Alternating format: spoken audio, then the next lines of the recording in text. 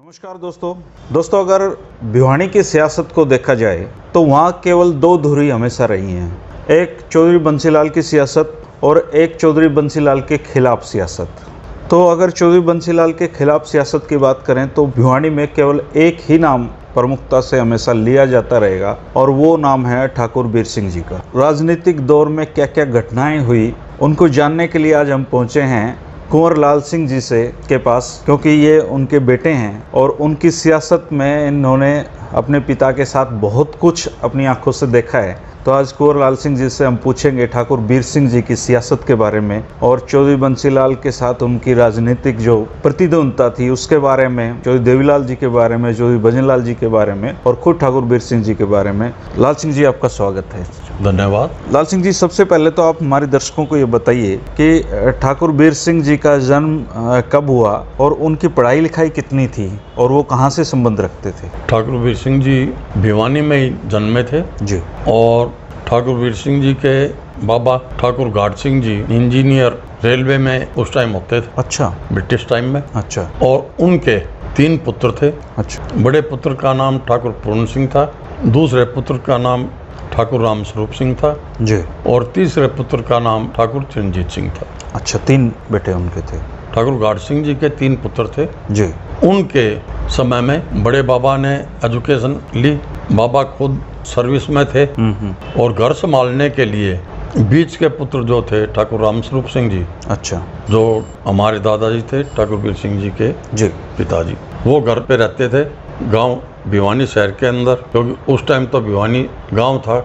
तो गांव के अंदर रह के सारा काम संभालते थे जी। छोटे भाई उनके ठाकुर चिरंजीत सिंह वो भी ला करके आए। अच्छा। और उन्होंने भी भिवानी के अंदर वकालत शुरू की। इसी प्रकार भिवानी में रहते हुए एजुकेशन मैट्रिकुलेशन की जो थी वो प्रॉपर भिवानी से ही है, ठाकुर साहब की। और उसके बाद उन्होंने ग्रेजुएशन जो है जी बीकानेर से की थी। अच्छा। बीकानेर सादुल कॉलेज जो था जी, वहाँ से ग्रेजुएशन, वहाँ से ठाकुर साहब ने ग्रेजुएशन की थी। और उसके बाद दिल्ली से उन्होंने वकालत की लॉ की पढ़ाई पूरी की थी। तो उन्होंने प्रैक्टिस भी की भिवानी कोर्ट में कुछ? उसके बाद जब लॉ क्लियर करके आ गए तो उन्होंने विचार रखा कि मैं वकालत करूंगा। तो परिवार वालों ने कहा कि पढ़ा लिखा है, तेरा बाबा इंजीनियर है, तो तू भी कोई अच्छी नौकरी कर ले। पर उन्होंने नौकरी के लिए अपनी रजामंदी नहीं दी। अच्छा, वो करना नहीं चाहते थे नौकरी करना नहीं चाहते। उसके बाद उन्होंने भिवानी में ही अपनी वकालत शुरू की जी। प्रैक्टिस भिवानी में की। भिवानी में प्रैक्टिस करते थे, उसी दौरान चौधरी बंसीलाल भी ला करके और प्रैक्टिस के लिए ठाकुर साहब के साथ इनके प्रैक्टिस के दौरान इनके साथ बैठने लग गए थे। इनके साथ बैठते थे? हाँ जी। इनके चैम्बर में? उस टाइम चैम्बर नहीं थे। तो उन्होंने प्रैक्टिस इनके साथ शुरू की? इनके साथ शुरू की। अच्छा अच्छा। और वो प्रैक्टिस चलते हुए साथ रहते हुए समय निकला। पंजाब से हरियाणा बना। हरियाणा बनने पर चुनाव आए जी। और जो पहला चुनाव चौधरी बंसीलाल ने लड़ा 67 में तोसाम से उसमें ठाकुर बीर सिंह जी का उनके साथ जो स्नेह था, वो स्नेह और प्रेम की वजह से इलेक्शन, क्योंकि वहाँ ठाकुरों के गांव थे तो शाम में काफी उनका प्रभाव में ठाकुरों के भी गांव थे। और ठाकुर बीर सिंह जी की जो प्रैक्टिस थी वो रेवेन्यू के मुतालिक, अच्छा, रेवेन्यू की ज्यादा थी। और रेवेन्यू के वकील होने के नाते जमीनों के जो उस टाइम पे केस ज्यादा होते थे, मालकान के और जमींदारों के, ये जो अपने काश्तकारों के, तो मलकियत के उनके बीच में जो केसेस चलते थे जी। तो उस दौरान अदर कास्ट के जो थे, जिनमें जाट भी थे और दूसरी कौमें भी थी, सभी कास्टों के क्लाइंट अपने ठाकुर साहब के होते थे। उनकी प्रैक्टिस काफी अच्छी थी। और तोसाम एरिया से काफी अपना धन लगाव था। अच्छा। तो उस इलेक्शन में 67 वाले में ठाकुर साहब ने बंसीलाल दोनों ने मिलके वो इलेक्शन लड़ा। इलेक्शन का रिजल्ट आया तो बंसीलाल जीते। अभी 1 साल गुजरा था, मिड टर्म इलेक्शन हो गए, 68 मिड टर्म इलेक्शन आगे। उस टाइम पे एक स्वतंत्र पार्टी के नाम से बनी थी। और उन्होंने ठाकुर साहब से इलेक्शन लड़ने के लिए कहा। अच्छा, कहाँ से? भिवानी से? तोसाम से। अच्छा। आप तोसाम से इलेक्शन लड़ ली। तो ठाकुर साहब ने कहा कि जब 1 साल पहले लोग बाग मना करते थे तो उस टाइम में उसको अच्छा बताता था बंसीलाल। अब बुरा कैसे बताऊंगा? अब मैं जाके ये कैसे कह दूँ अगर वो बुरा हो गया और मैं अच्छा हो गया, इसलिए मैं इलेक्शन नहीं लड़ूँ। अच्छा। पर ये राजनीतिक दाव पेच जो हैं ये अपने खेले बगैर राजनीतिक आदमी रहते नहीं। वो स्वतंत्र पार्टी के कर्णधारों ने राजपूत कैंडिडेट होने के लिए हमारे ही रिश्तेदारों में से लेके आए। अच्छा। और उनकी वजह से ये अब तो खिलाफत करेगा। और जो ठाकुर साहब के बारे में आज भी अब जो कह देते थे उस पर अडिग रहते थे, वही बात उस 68 के इलेक्शन में भी थी। चौधरी बंसीलाल की मदद करी। मैं न मना करने के लिए जाऊँ और न किसी के लिए वोट मांगने के लिए जाऊँ। अच्छा, वो अलग हो गए मतलब? वो तटस्थ रह गए। और उसके अंदर क्योंकि जो जिन आदमियों से पहले 67 में वोट लिए थे जी, उनका एक ही जवाब था कि हमने बंसीलाल को वोट नहीं दिए, ठाकुर साहब को दिए। हमने ठाकुर साहब को वोट दिए थे। वो आके मना कर दो, जिसको वो कहेंगे उसको दे देंगे। वो चीज़ हुए नहीं। और उसका रिजल्ट ये था कि चौधरी बंसीलाल 68 का इलेक्शन जीते और भिवानी से बनारसी दास गुप्ता जीते। अच्छा। बीडी गुप्ता जी। तो चंडीगढ़ मीटिंग थी, जाना था। बंसीलाल जी और ठाकुर साहब कोर्ट में बैठे विचार कर रहे थे, अब इलेक्शन तो जीत गया पर मैं कोशिश करूंगा कि पार्टी प्रधान बन जाऊं। बंसीलाल जी कह रहे थे। बंसीलाल जी। और बनारसी दास ने मंत्री बनवान की कराएंगे। तो ठाकुर साहब ने बताया कि भाई तेरा जो नंबर है प्रधान मत को नहीं आओ, पर मुख्यमंत्री बन सकता है। अच्छा। अब वो कैसे? गुलजार लाल नंदा जी जो हैं वो प्रभारी हैं। नंदा जी के साथ बंसीलाल जी की अच्छी थी। नंदा जी का आशीर्वाद था पार्टी के अंदर बंसीलाल जी पे, और नंदा जी से कहा कि आप जिस तरह कहोगे उस तरह चलेगा। और वो पंडित भगवत दयाल जी को ठिकाने लगाना था उनको, खुश कर लेंगे कि जब कहेगा जब बंसीलाल से रिजाइन करवा देंगे जी। और उधर चौधरी देवीलाल थे, तो चौधरी देवीलाल जी जो थे उनसे जाके आप सीधे मिल लो। अरे पंडित जी ना हटाने खातर ये जो चीज़ें हैं ये सारा घटनाक्रम चला जी। और उसका रिजल्ट ये रहा कि मुख्यमंत्री चौधरी बंसीलाल जी बन गए। और मुख्यमंत्री बनने के बाद पहली दफ़ा जब भिवानी आए तो उस टाइम के जो बुजुर्ग आज भी जो जिंदा हैं उनको ये स्मरण होगा कि चौधरी बंसीलाल सीधे अपने घर जाने की बजाय ठाकुर वीर सिंह जी के मकान पे गए थे, जो हासी रोड पे स्थित है, वहाँ पर गए थे। और वहाँ घर पे जाके ठाकुर साहब के फूफा जी आए हुए थे, सरदार बाल सिंह जी ढींगसरा गांव से, उनको बताया अब फूफा जी भाई की स्कीम कामयाब हो गई, मैं मुख्यमंत्री बन गया। तो वो फौजी थे। क्या हो गया? फिर बाबूजी ने बताया कि इस टाइम हरियाणा का राजा बन गया। अच्छा। हाँ, वो उस तरह की शब्दावली हाँ। समझते थे, हरियाणा के राजा बन गए। अकीब हो वोटा के हिसाब से हरियाणा राजा बन गया। ठीक है। प्रैक्टिस के दौरान में एक झगड़ा हुआ था। अच्छा। नाराजगी हमारी पिताजी के चाचा जो थे उनकी वजह से हुई। ठाकुर साहब के चाचा ठाकुर चरणजीत सिंह जी। ठाकुर चरणजीत सिंह जी। तो क्या नाराजगी हुई? वो क्या था? एक थोड़ा वो कोऑपरेटिव बैंक के चेयरमैन होते थे। अच्छा। और इन्होंने कोऑपरेटिव बैंक की इंक्वायरी शुरू करवा दी थी बंसीलाल जी ने। बंसीलाल जी। अच्छा। तो उस चक्कर में बंसीलाल कोई चीज़ को नहीं हो पर इंक्वायरी आगे चलती रही। अच्छा। बाबा ने ये कहा अभी तोड़ कर आओ बंसीलाल के साथ। हाँ। अगर वो लड़ाई रखना चाहो है तो लड़ाई रखे, परिवार से तोड़ कर ले। हाँ, परिवार से तोड़ कर का और नहीं तो तय शामिल है। तो बाबूजी ने कहा कि इस टाइम तोड़ मत करवाओ, सारा काम ठीक हो जाएगा। पर वो चीज़ मानने के लिए वो तैयार नहीं थे, क्योंकि वो पुराने विचारों के अपने टाइप के थे जी। फैसला आ या ना जी। अब ठीक है तोड़ कर जाऊँ, पर दोबारा मैं मिलूंगा नहीं। अच्छा, ये लास्ट होगा। हाँ, पहला और आखिरी। पहला और आखिरी हो। तो बंसीलाल आया हुआ था भिवानी, चौधरी बंसीलाल जी। और ठाकुर साहब गए, आजा भाई बैठ। अब भाई तेरे पास जो बैठा वो भी गंदा, और तेरे से गंदा कोई दूसरा है नहीं, इसलिए तेरे दौर में मैं बैठूँ कौन। और ये कह के अपने वापस चल दिए। वो अपने घर के दरवाजे तक बाहर तक आए। अरे मेरी गलती तो बता सुन भाई। अब उसकी मैं गलती कौन। उस दिन के बाद दोनों में नाराजगी रही, तकड़ी खिंच गई फिर तो। और उस खिंचावट में भी चौधरी बंसीलाल के आप कार्यकाल के जो भाषण हैं सार्वजनिक तौर पे उनमें कहीं भी ठाकुर साहब का नाम लेके कोई चीज़ नहीं मिलेगी। कभी नहीं बोले।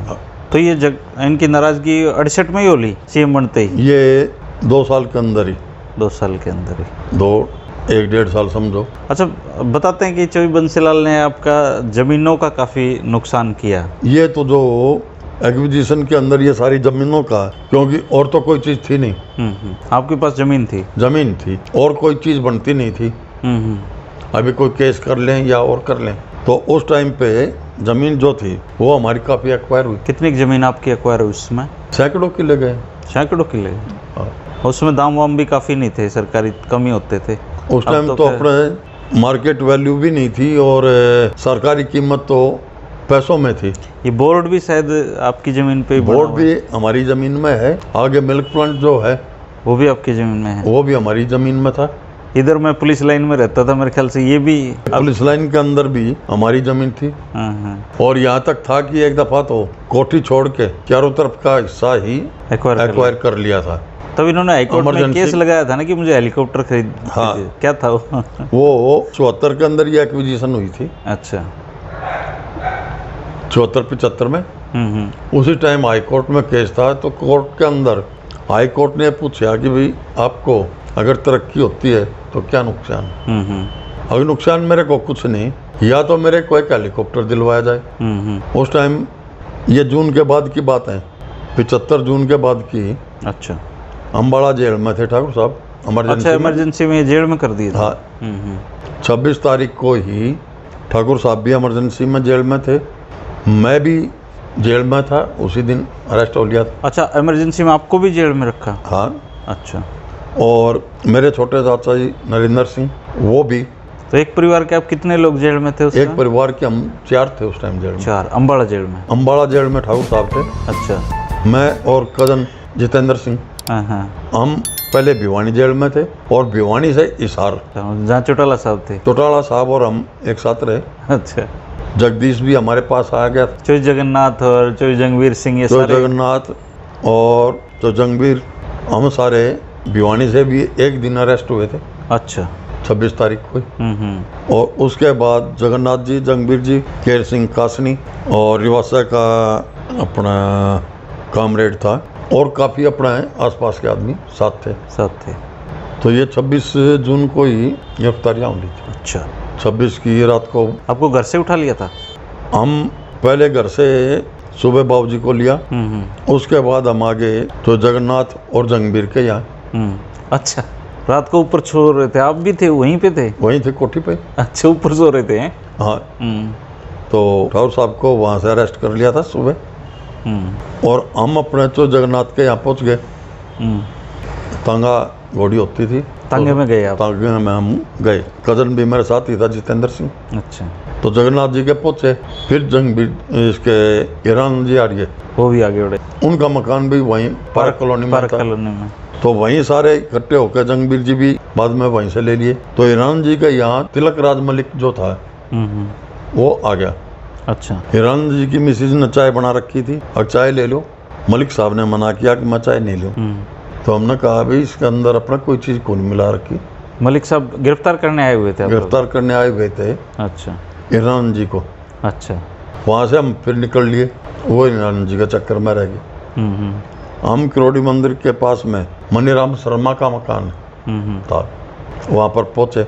जैसे ही वहाँ पहुँचे तो शर्मा जी को बताकर निकलने लगे, इतने में तिलक राज मलिक की गाड़ी दिख गई जीप। ईरान जी को छोड़ के थाना में वापस आ रही थी। आगे नहीं टिकन दे, वहीं अपने किरोड़ी मंदिर के सामने से मुझे और जितेंद्र सिंह को हमें भी कस्टडी में ले लिया। SHO थे वो? हाँ, सिटी इंस्पेक्टर थे। काफ़ी नाम रहा है उनका भिवानी में। तिलक राज मलिक को वहाँ जो बंसीलाल जी के टाइम में वो यहीं थे। बीडी गुप्ता जी आगे थे, तो उनके दौरान में ही थे वो। तो वहाँ से ये अपना कार्रवाई चली। कोर्ट में, हाई कोर्ट में जाने के लिए अम्बाड़ा से ठाकुर साहब को लेके गए। चाचा जो थे नरेंद्र सिंह, ये करनाल जेल में थे, इनको भी लेके गए। ये नहीं जा रहे थे क्योंकि ठाकुर साहब नज़दीक थे, तो वही कोर्ट में पैरवी कर रहे थे। तो जब उस दौरान में कही थी कि जज साहब मैंने हेलीकॉप्टर दे दो आप एक। हाँ, अगर मैंने ज़मीन आप ले लो, कोई दिक्कत को नहीं, अगर हेलीकॉप्टर का क्या करोगे? अब मेरा घर के चारों तरफ से सारी ज़मीन एक्वायर कर ली, जाऊंगा कुकर। तो घर से निकलूं कैसे और घर में वापस आऊं कैसे। जब उन्होंने नक्शा मंगवा के देख के और फिर जो ये आज एजुकेशन बोर्ड के और ठाकुर साहब के रेजिडेंस के बीच से जो सेक्टर 13 को रास्ता गया, ये उन्होंने दिया था, हैं? ये रोड उस टाइम पे निकाली गई थी अच्छा, हाई कोर्ट के जस्टिस ने कहा। दिशा निर्देश पे। तो ये इमरजेंसी का टाइम निकला। तो आप लोगों को लगता था कि ठीक ठाक बाहर निकल आएंगे उसमें? हम वहाँ पर अपने जब भी कितने महीने रहे आप जेल? मैं और भाई हम रहे इमरजेंसी खत्म होने तक 19 महीने। 19 महीने 7 दिन। तो बीजेपी वाले तो पेंशन भी दे रहे हैं, पेंशन बंद की होगी आपकी? हाँ, मेरी पेंशन आ रही आज। हाँ, उस समय तो जान के ही लाले पड़े हुए थे। उस टाइम तो ये था कि संघर्ष को, क्योंकि ये व्यक्तिगत भिवानी वालों के साथ कोई राजनीतिक द्वेष के हिसाब से नहीं था। अच्छा, यहाँ तो एक तरह से पर्सनल द्वेष का, जो सरकारी पक्ष के अंदर बैठते थे, आपसी खुंदक के अंदर भी काफ़ी लोगों का नुकसान करवाया। छोटे बड़े जिस टाइप के भी मिले, तो कोई 107-51 में, कोई DIR में, उनमें भी काफ़ी अरेस्ट करवाए। व्यक्तिगत द्वेष ज़्यादा निकले थे। तो ठाकुर साहब ने कोई पहल नहीं की चौधरी बंसीलाल से समझौते की, किसी प्रकार की भी, या उनकी तरफ से हुई हो? उनकी तरफ से कई दफ़ा बात आई, बीच में मिलने वालों दोनों तरफ के होते हैं। तो ठाकुर साहब का एक ही जवाब था, अभी घर न जाना मैंने छोड़ा था, वो घर न आओगा बतला लेगा, जिस तरह पहले आया करता अपना आ जाएगा। क्योंकि जो आज, लेकिन हुई नहीं, उनकी उम्र भर नहीं हुई है। उम्र भर, क्योंकि घर आने के लिए वो तैयार नहीं थे और जाने के लिए, और जाने के लिए ये तैयार नहीं थे किसी दूसरी जगह पे मिले। यहाँ तक कि इमरजेंसी में अम्बाड़ा जेल में भी ट्राई की थी। अच्छा, तो वहाँ CID ऑफिसर हुए करते, उनको भेजा था, अभी बराबर का हिसाब में समझौता कर लो। अभी बराबर तो जब हो अगीस चौधरी पर मैं बैठा हूँ, बराबर चौधरी पर वो बैठे हो, वो केंद्र में बैठा था, मैं जेल में बैठा, बराबर में, बराबर की थी। तब तक तो उन्होंने कोई चुनाव भी नहीं लड़ा था ठाकुर साहब? ठाकुर साहब ने कोई चुनाव नहीं। पहला चुनाव ये 77 में इमरजेंसी हटने के बाद पहले चंद्रावती जी को MP का इलेक्शन लड़ाया, उसके बाद विधानसभा का इलेक्शन हुआ, उसमें फिर भिवानी से ठाकुर साहब ने इलेक्शन। मेरे ख्याल से पूरे भिवानी की इलेक्ट्रिकल पॉलिटिक्स है जो चुनावी, उसमें एक ही ठाकुर समुदाय से ठाकुर जीते हैं, वो मेरे ख्याल से ठाकुर बीर सिंह जी हैं, या कोई और भी बना है भिवानी से? हाँ जी, भिवानी में पहली दफा ठाकुर बीर सिंह जी बने थे, और अभी तक कोई दूसरा भिवानी से राजपूत समाज से कोई बना नहीं MLA। यहाँ पे तो ब्राह्मण और बनिया वाला कॉम्बिनेशन ही चला है इस पे, ये पहले ही पर ब्राह्मण भी जो है ना, ये भी एक ही दफा जीते हैं हरियाणा बनने के बाद, भारद्वाज जी। बाकी सारे यहाँ पे बनिया ही जीतते हैं। बनिया ही जीतते हैं। अच्छा, चाहे वो सागर राम गुप्ता था, राम भजन अग्रवाल जी हो गए, चाहे BD गुप्ता था, BD गुप्ता जी हो गए, या फिर ये नए समय में राम भजन अग्रवाल जी हो गए, और आज के समय में BJP के घनश्याम जी हो गए। तो ब्राह्मण बढ़िया सीट है ये, बढ़िया। तो ठाकुर साहब उस समय काफ़ी अच्छी मेजोरिटी से जीते, और वो देवीलाल सरकार में मंत्री भी बने। हाँ, मंत्री रहे, काफ़ी अच्छे पोर्टफोलियो थे उनके पास। उनके पास तजर्बे के लिए ऐसा कोई पोर्टफोलियो नहीं छोड़ा जो ठाकुर साहब के पास नहीं रहा है। सारे घुमा दिया करते, हर दूसरे तीसरे महीने पोर्टफोलियो चेंज हो जाता था। अच्छा, एक बहुत ही रोचक मुलाकात आप अक्सर जिक्र किया करते हो उसका, जो दिल्ली में एक सेठ के घर पे हुई थी, चौधरी देवीलाल ठाकुर बीर सिंह जी की और डॉक्टर मंगल सेन की। उस समय चौधरी भजनलाल कोशिश कर रहे थे कि सरकार तोड़ी जाए, एक एक वोट की कीमत थी। वो एक बार दर्शकों को बताइए वो क्या घटना थी? वो घटना उस टाइम पे विधायकों को दूसरे स्टेटों में भ्रमण के लिए भेजा हुआ था। अच्छा, आप देख के आए किस तरीके से अपनी स्टेट के अंदर तरक्की की जाए। और इसी बीच में पीछे से बलदेव जी और चौधरी भजनलाल जी, बलदेव तायल जी हिसार से, इन्होंने और बाकी विधायकों ने यह प्रोग्राम बनाया कि चौधरी देवीलाल जी की सरकार गिराई जाए जी। और मंगल सेन जी जो थे वो चौधरी देवीलाल जी के साथ थे, उप मुख्यमंत्री भी थे। उप मुख्यमंत्री थे जी। तो उस रेस के अंदर अपनी अपनी तरफ से दौड़ लग रही थी। आगरा के अंदर एक टीम की मुलाकात हुई, आगे आप यहीं उतर लो, अभी मैं अपने ठिकाने पर रुकूंगा, मैं अपनी मर्जी से कोई फैसला नहीं लूँ जी। मेरा फैसला जो होगा मेरी भिवानी के साथी करेंगे, वो जिसका साथ देंगे वो होगा। अजी आपने कोई और, मैं कितना कौन जाऊँ, दिल्ली क्लॉथ मार्केट में फतेहपुरी के अंदर है, वही मेरा साथी कि मैं ठहरता हूँ। आज भी वहीं ठहरूंगा, पहले भी वहीं ठहरता हूँ। वहीं पर मंगल सेन जी और चौधरी देवलाल जी पहुँच गए। अच्छा। मुलाकात हुई रात को, और वहाँ भिवानी के जो साथी थे वो भी पहुँच गए। और डॉक्टर साहब का तो साहब का साथ दो। तो उस मुलाकात के अंदर कुछ मिनटों का ही फर्क था कि पहले डॉक्टर साहब और चौधरी देवलाल जी पहुँच गए, और भिवानी वाले भी, और उनके कहने के ऊपर जो हाँ भरी गई, उसके बाद भजन लाल जी ग्रुप भी पहुँचा। और इन्होंने, क्योंकि उस टाइम एक वोट की लड़ाई थी, अगर आपको मुख्यमंत्री बना दें, और ठाकुर साहब ने कहा जो मेरे साथियों ने और मैंने एक दफ़ा जो कर दिया, हाँ भर ली थी, अब चाहे मेरे को कुछ भी बनाओ और कुछ भी दो, मेरे कोई काम का नहीं। आज तो जो साथियों की हाँ है वही रहे, और उसी का रिजल्ट था कि चौधरी देवलाल जी की सरकार बहुमत साबित कर पाई, और उसके अंदर फिर ठाकुर साहब भी मंत्री बने। तो चौधरी भजनलाल से फिर उनकी सरकार में भी मंत्री रहे वो चौधरी देवलाल जी का जो व्यवहार रहा, देवलाल जी जिम्मेदार तबके से ताल्लुक रखते थे, और मजाकिया लहजे भी मजाक कर लिया करते हो, उसी लहजे में चलते थे जी। तो कई दफ़ा ये मजाक भारी पड़ जाते हैं। क्या मजाक कर दिया था? विधानसभा में तो देवलाल जी बोल रहे थे, और उन्होंने बनियाओं को ये तो ताकड़ी में तोलना तो भी घाट नापे तो भी घाट, व्यापारी चोरी करे बिना रह नहीं। उस टाइम मंगल सेन, कमला वर्मा, सुषमा स्वराज, फतेहचंद विज और ठाकुर वीर सिंह जी, इनका आपसी में मेल जोड़ पार्टी के अंदर जो ग्रुप था जनता पार्टी के हिसाब से चलता, और उस बात से नाराज़गी में तो देवलाल से ये नाराज़ हुए, और उसके बाद इन मंत्रियों को उन्होंने मंत्रिमंडल से निकाल दिया। अच्छा, इन सबको मंत्रिमंडल से बाहर कर दिया, मंत्रिमंडल से निकाल दिया नाराज़। अब दूसरी पार्टी सक्रिय हुई और उसके अंदर कामयाब हुए, भजनलाल मुख्यमंत्री बने, और उस वजारत के अंदर भी ठाकुर वीर सिंह जी मंत्री बने। योजना और सहकारिता उनके पास थे, उनके पास रहा। देवलाल जी के टाइम में ऐसा कोई महकमा नहीं जो ठाकुर साहब के पास नहीं रहा हुआ, फाइनेंस से लेके बस वो, और आपका ग्रामीण उत्थान, काफ़ी महकमे बदले भी गए थे उनके, बदलते रहते थे, रोटेशन होती रहती। रोटेशन रेवेन्यू का और का रेवेन्यू के अंदर भी जो ये डीआरओ की पोस्ट है, ये पहले नहीं होती थी।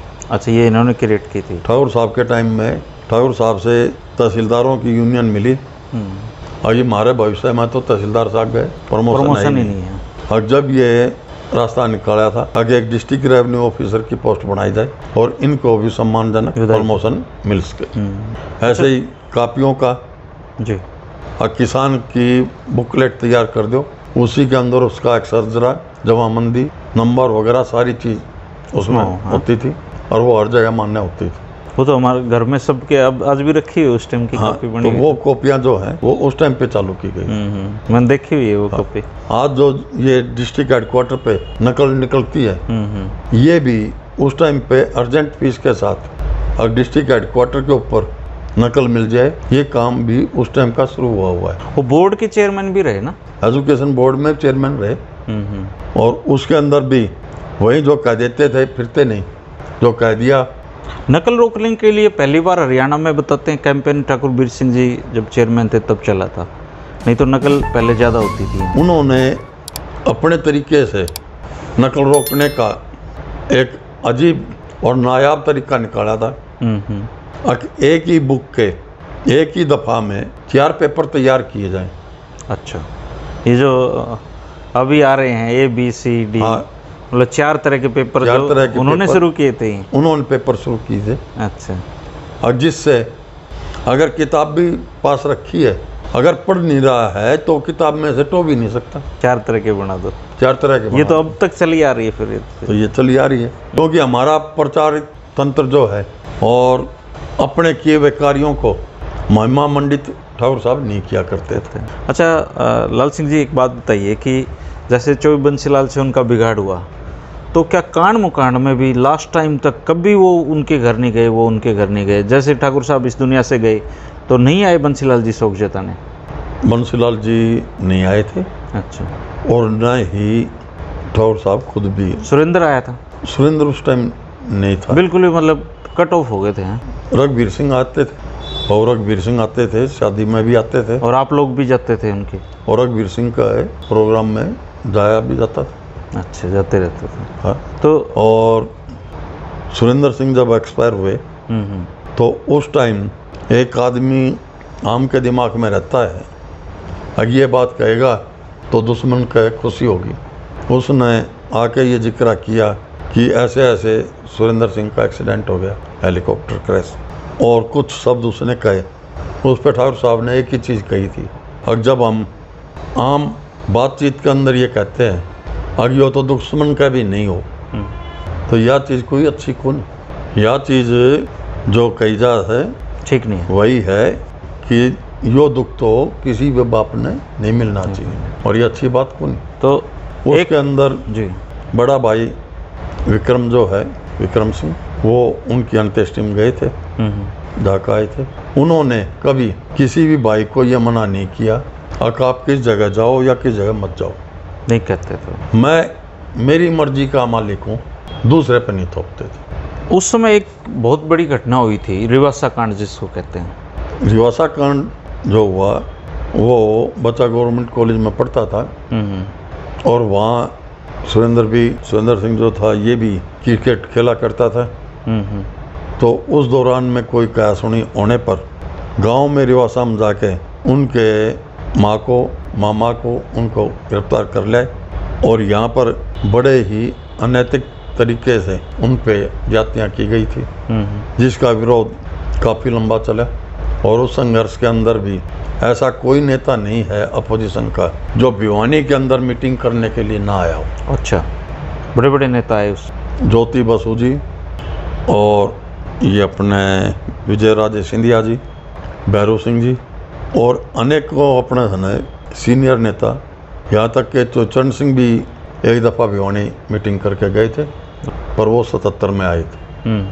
तो ठाकुर बीर सिंह ने काफ़ी विरोध किया उस समय इस घटना का। वो भी रिवासा कांड में ही इमरजेंसी से पहले ही आए थे। तो चरण सिंह जी भी किरोड़ीमल पार्क में उनकी मीटिंग हुई थी, क्योंकि बागपत जाके चौबन लाल उनको कह आए थे, अगर अपने घर में सारे शेर हैं, ऐसा है तो हरियाणा में आकर दिक्कत। अच्छा, चरण सिंह को चैलेंज करके आए थे।